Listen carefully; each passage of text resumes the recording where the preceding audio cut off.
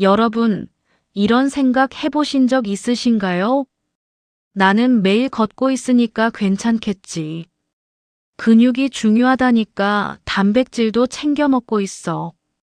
그런데 이상하게도 나이가 들수록 다리에 힘이 빠지고 허리가 굽고 걸음이 느려지고 작은 충격에도 다칠까 걱정됩니다.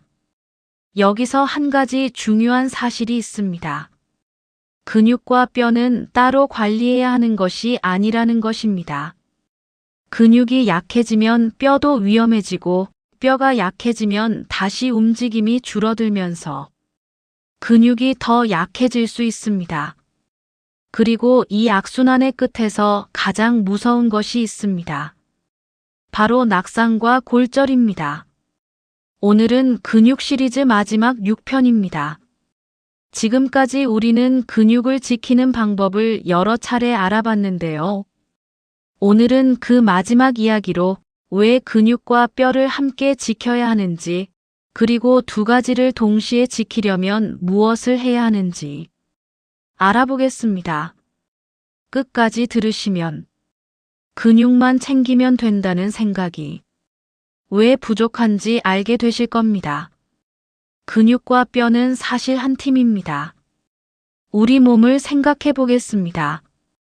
뼈는 우리 몸을 지탱하는 단단한 기둥입니다. 근육은 그 뼈를 움직이게 하는 힘입니다. 그런데 여기서 끝이 아닙니다. 근육과 뼈는 서로 영향을 주고받습니다. 최근 연구에서는 근육과 뼈를 서로 완전히 독립된 기관으로 보지 않습니다. 특히 2025년 발표된 아시아 근감소증 연구그룹의 최신 합의문에서는 골격근이 뼈와 뇌, 지방 조직, 면역계 등과 서로 신호를 주고받는 중요한 조직이라는 근육 건강 개념을 강조했습니다. 쉽게 말하면 이렇습니다. 뼈가 기둥이라면 근육은 그 기둥을 움직이고 보호하는 안전장치입니다. 그래서 근육이 약해지고 움직임이 줄어들면 뼈 건강에도 좋지 않은 영향을 줄 수 있습니다. 반대로 뼈가 약해져 움직이는 것이 두려워지면 사람은 자연스럽게 활동량을 줄이게 됩니다. 그러면 근육이 더 약해집니다. 이렇게 뼈가 약해지고 움직임이 줄고 근육이 약해지고 다시 낙상 위험이 높아지는 악순환이 시작될 수 있습니다. 나이가 들수록 왜 이 문제가 더 중요할까요? 젊었을 때는 넘어져도 아이고 괜찮네 하고 일어날 수 있습니다. 하지만 나이가 들면 이야기가 달라집니다. 근육이 약해지면 넘어질 때 몸을 빠르게 지탱하기 어렵습니다. 균형이 흔들렸을 때 다리를 한 발 내밀어 버티는 힘도 떨어집니다. 손으로 무언가를 잡는 힘도 약해질 수 있습니다. 그리고 만약 뼈까지 약해져 있다면 같은 낙상이라도 결과가 달라질 수 있습니다. 세계보건기구 WHO에 따르면 골절은 고령층에서 특히 중요한 건강 문제이며 노년층의 골절 상당수는 서 있는 높이에서 넘어지는 정도의 작은 충격에서도 발생할 수 있는 취약성 골절과 관련됩니다. 즉, 나는 크게 넘어진 적이 없으니까 괜찮다가 아닙니다. 오히려 나이가 들수록 작은 낙상도 조심해야 합니다. 근육이 약하면 왜 넘어질 가능성이 높아질까요? 한번 생각해 보겠습니다. 집에서 걷다가 발이 살짝 걸렸습니다. 젊을 때라면 어떻게 할까요? 순간적으로 다리에 힘을 주고 한 발을 앞으로 내밀면서 균형을 잡습니다. 그런데 다리 근육이 약해져 있다면 이 순간적인 대응이 늦어질 수 있습니다.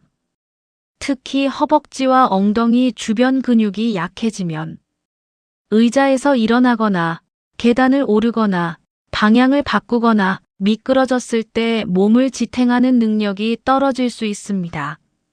실제로 2026년에 발표된 연구에서도 골다공증이 있는 고령 여성에서 근력과 균형 능력이 낮고 근감 소증이 더 많이 관찰됐으며 악력과 균형 능력이 서로 관련된 것으로 나타났습니다. 결국 근육은 단순히 힘을 내는 기관이 아닙니다. 넘어지지 않게 몸을 붙잡아주는 첫 번째 방어선이기도 합니다. 그렇다면 뼈가 약해지는 것은 어떻게 알 수 있을까요?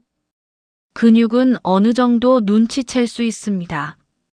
예전보다 계단 오르기가 힘들다. 의자에서 일어나기 힘들다. 병뚜껑을 열기가 힘들다. 걸음이 느려졌다. 이런 변화가 나타날 수 있습니다. 그런데 뼈는 어떨까요? 뼈는 조용히 약해질 수 있습니다. 골다공증은 흔히 소리 없는 뼈 질환이라고 표현됩니다. 뼈가 약해지는 동안 특별한 통증이나 증상이 없을 수 있기 때문입니다. 미국 국립노화연구소 NIA도 골다공증은 뼈를 약하게 만들어 쉽게 부러질 수 있게 하는 질환이라고 설명하며 나이가 들수록 위험이 증가한다고 안내합니다. 그래서 나는 아픈 데가 없으니까 뼈도 괜찮겠지 라고 생각해서는 안 됩니다. 특히 나이가 들수록 자신의 골절 위험과 골밀도 상태를 확인하는 것이 중요합니다. 여기서 정말 중요한 악순환이 하나 있습니다. 한번 넘어집니다. 다행히 크게 다치지 않았습니다. 그런데 그 이후부터 또 넘어지면 어떡하지? 라는 두려움이 생깁니다. 그래서 외출을 줄입니다. 걷는 것도 줄입니다. 집안에서도 움직임을 줄입니다. 그러면 어떻게 될까요? 근육이 더 약해질 수 있습니다. 근육이 약해지면 균형 능력과 움직임이 더 떨어질 수 있고 다시 낙상 위험이 커질 수 있습니다.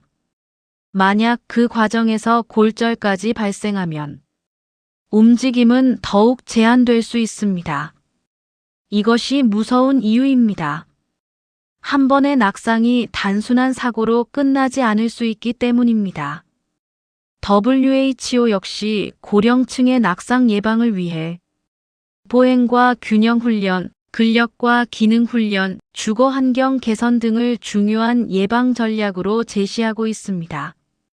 그렇다면 근육과 뼈를 동시에 지키는 방법은 무엇일까요? 복잡하지 않습니다. 핵심은 크게 세 가지입니다. 첫 번째, 근육을 사용해야 합니다. 두 번째, 뼈에 적절한 자극을 줘야 합니다.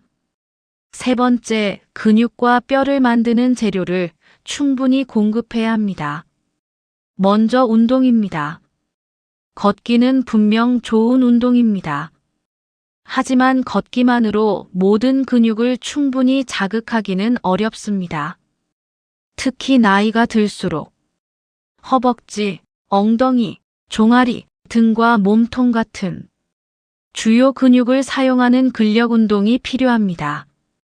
WHO는 65세 이상 성인에게 일주일에 중강도 신체 활동 150분 이상을 권고하고 주요 근육을 사용하는 근력 운동도 주 2일 이상 하도록 권고합니다. 또한 움직임이 떨어진 고령자는 균형 능력을 향상시키고 낙상을 예방하기 위한 신체 활동을 주 3일 이상 시행하도록 권고합니다. 중요한 것은 무조건 세게 하는 것이 아닙니다. 자신의 상태에 맞게 꾸준히 안전하게 하는 것입니다. 여기서 많은 분들이 놓치는 것이 있습니다.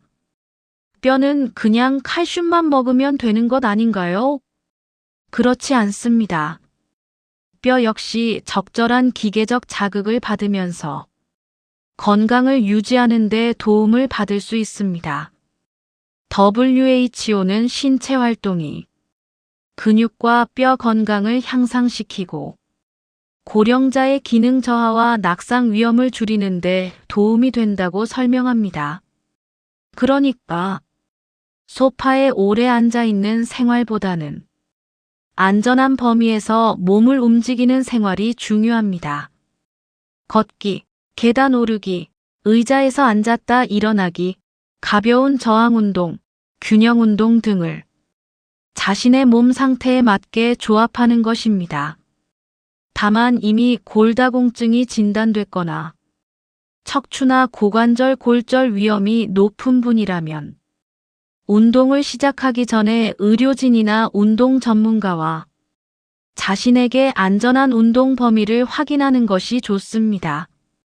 그리고 절대 빼놓으면 안 되는 것이 영양입니다. 근육과 뼈를 지키려면 운동만 열심히 해서도 부족합니다. 우리 몸이 사용할 재료가 필요합니다. 근육에는 단백질이 필요하고 뼈 건강에는 칼슘과 비타민 D를 비롯한 다양한 영양소가 중요합니다. 하지만 여기서 한 가지 주의할 점이 있습니다. 인터넷에서 이 영양제 하나만 먹으면 뼈가 튼튼해집니다. 이것만 먹으면 근육이 생깁니다. 라는 식의 이야기를 너무 쉽게 믿으시면 안 됩니다. 영양은 기본적으로 균형 잡힌 식사를 바탕으로 해야 합니다. 그리고 칼슘이나 비타민 D 보충제가 필요한지는 식사 상태와 건강 상태에 따라 달라질 수 있습니다. 특히 신장 질환이나 특정 약물을 복용하고 계신 분은 보충제를 임의로 많이 드시기보다 의료진과 상의하는 것이 안전합니다. 오늘 이야기에서 가장 기억하셨으면 하는 것이 있습니다. 근육이 먼저냐, 뼈가 먼저냐가 아닙니다. 둘 다 지켜야 합니다. 근육이 튼튼하면 몸을 움직이고 균형을 잡는 데 도움이 됩니다. 뼈가 건강하면 그 움직임을 지탱하는 기반이 됩니다. 그리고 둘을 함께 관리하면 낙상과 골절이라는 노년기의 큰 위험을 줄이는 데 도움이 될 수 있습니다. 최근에는 이처럼 근육과 뼈의 관계를 함께 보는 골근 감소증, 즉 오스테오사코페니아라는 개념도 중요하게 다뤄지고 있습니다. 2026년 발표된 체계적 문헌 고찰과 메타 분석에서도 근감 소증과 낮은 골밀도가 함께 나타나는 경우 낙상과 골절 위험을 더 주의 깊게 살펴야 한다는 연구가 이어지고 있습니다. 이제는 근육은 근육대로, 뼈는 뼈대로 생각할 때가 아니라는 것입니다. 몸 전체를 하나로 보고 관리해야 합니다. 오늘부터 딱 3가지만 기억하세요. 첫 번째, 걷는 것만으로 끝내지 마세요. 가능한 범위에서 근력 운동과 균형 운동을 함께 챙기세요. 두 번째, 근육만 보지 마세요. 나이가 들수록 뼈 건강도 함께 확인해야 합니다. 세 번째, 한번 넘어지는 것을 가볍게 생각하지 마세요. 낙상은 골절로 이어질 수 있고 골절은 다시 활동량 감소와 근육 약화로 이어질 수 있습니다. 그래서 낙상을 예방하는 것이 근육과 뼈를 지키는 일이고 근육과 뼈를 지키는 것이 결국 내 몸의 독립성을 지키는 일입니다. 오늘로 저희 채널이 근육 시리즈 6편을 마무리합니다. 처음에는 매일 걷는데 왜 근육은 빠질까? 라는 이야기에서 시작했습니다.